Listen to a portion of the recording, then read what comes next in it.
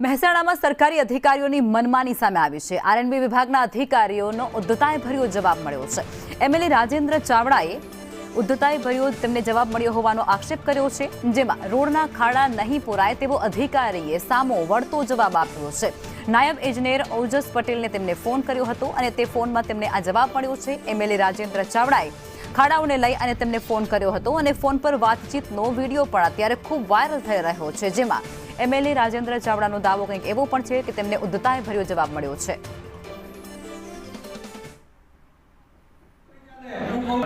મારે લખીને આપવાનું નથી, તમારે રોડ કરવાનો છે, બોલો।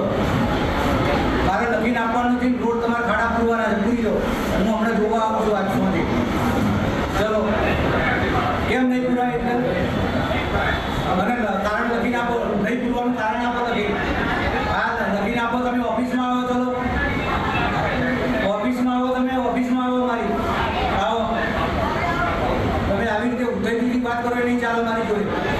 નહીં, બિલકુલ નહીં ચાલે। હું કહું કે આ કામ કરવાનું એટલે કરી દેવાનું।